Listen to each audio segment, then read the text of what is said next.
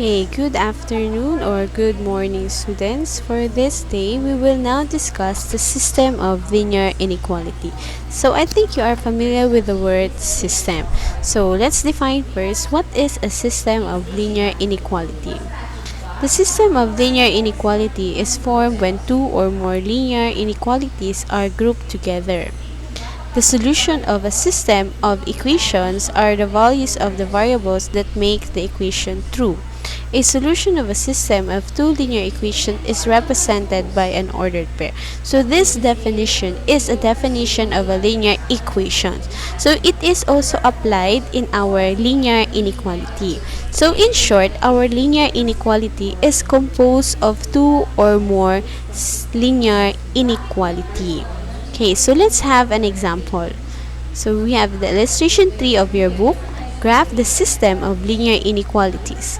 Solve the system 2x minus 3y is greater than 6 and x plus y is less than 3. We will solve this one graphically. Okay, in order for us to graph a linear inequality, first we need to have the m and b of our inequality. So I think we already discussed this one last week on how to graph a linear inequality. So let's have first the first inequality. So we have 2x minus 3y is greater than 6. So to compute for the mean or to solve for the mean, we will transpose this one to the other side of our inequality. So we have negative 3y is greater than negative 2x plus 6. Then we will divide it by negative 3. Now in this case, class, if we are dividing a negative number, divide this negative number, negative divided by negative, the answer becomes positive. So as you observe, the negative number becomes positive. So in this case, yung symbol ng ating inequality will change from greater than magiging less than because of the negative number. Again, if we will divide a negative number, we will change our inequality. So in this case, negative 2 divided by negative 3 becomes positive 2 over 3x. X divided by negative 3, we have negative 2. So, nag-change ang ating inequality kasi yung sign ng ating mga given ay nag-change din. That's why we will change our inequality. Now, we have our first m, which is 2 over 3, and our b is negative 2, or we have 0 and negative 2. Since we have two inequalities, we will also have 2m and 2b. So, let's have the second inequality. X plus y is less than 3. So, transpose negative x plus 3. So, we will not change the inequality here kasi hindi tayo nag-divide or wala tayong i-divide na negative number. So, we will remain as this one. So, our m here, our second slope, is negative 1 over 1. And our second b or second y-intercept is we have 3 or 0 and positive 3. Now, we can now graph this one. So, let's have our Cartesian plane. First, let's graph the first inequality. So, make use of the red pen. Okay. So, we have here b is 0 and negative 2. So, 0, negative 2, I think this part. Okay. This part. Okay, we have here our point 0 and negative 2. To search for or to locate the next ordered pair, we will make use of our m.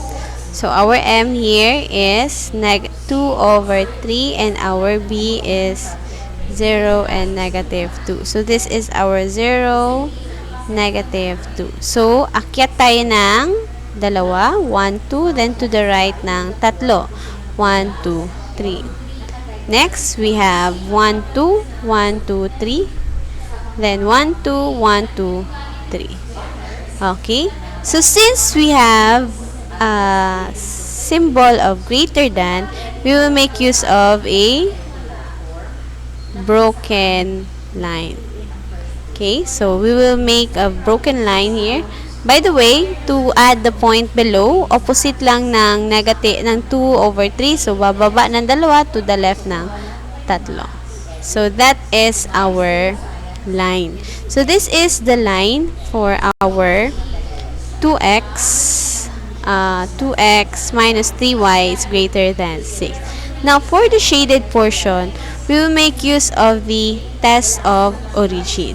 So, magte-test of origin tayo. So, to see if this origin, itong origin na ito is a shaded portion. So, test of origin, dito lang tayo. Origin is the 0, 0. So, ito si 0, 0.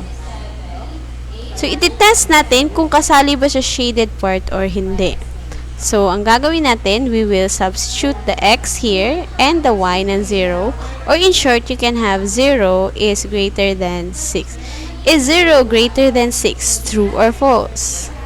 I think that is false. So, therefore, if we will shade the portion from the origin, this will not be include or hindi ito kasali sa shaded portion.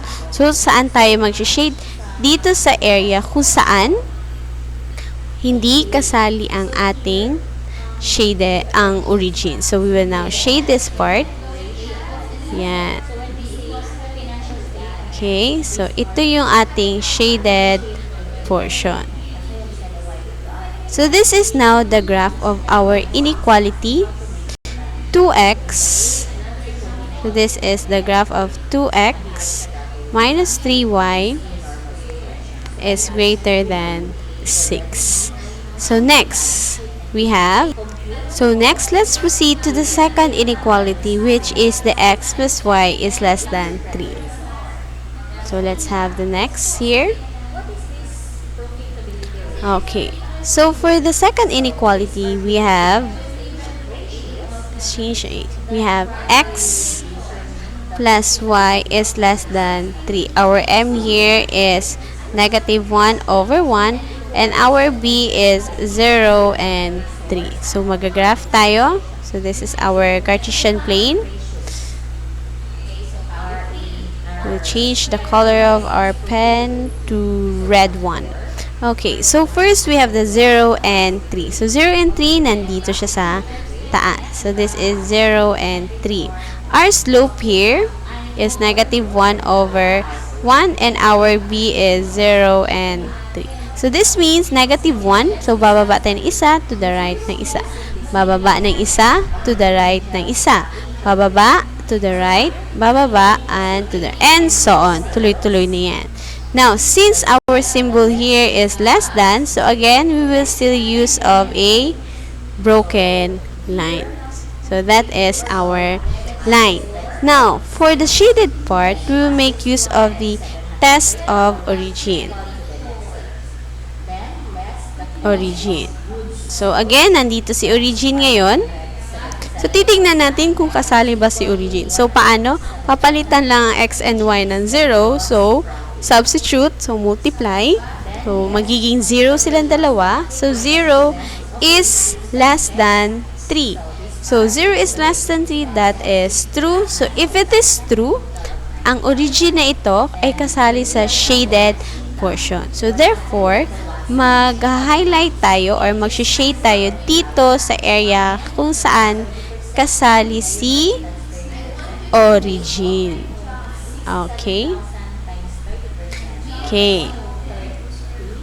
Now, since meron na tayong second na ordered pair, okay, yan, let's now combine the two given ordered pair or the two given inequality rather. So, we have here, ang graph nito ay dito sa baba. Okay, yan. So, graph. This is the graph or this is the shaded portion of our second inequality. So, ano yung second inequality natin? This is the shaded portion of x plus y is less than 3.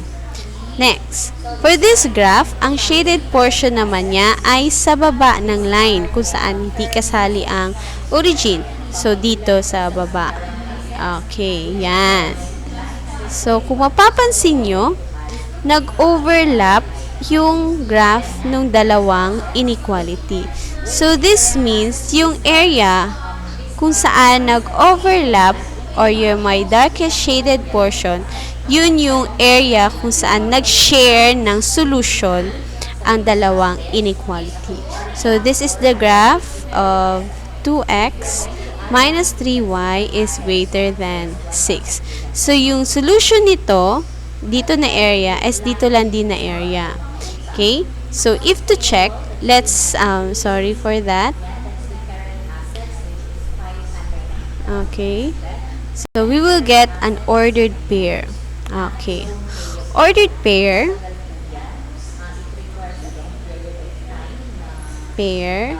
from, let's get an ordered pair for 2x minus 3y is greater than 6.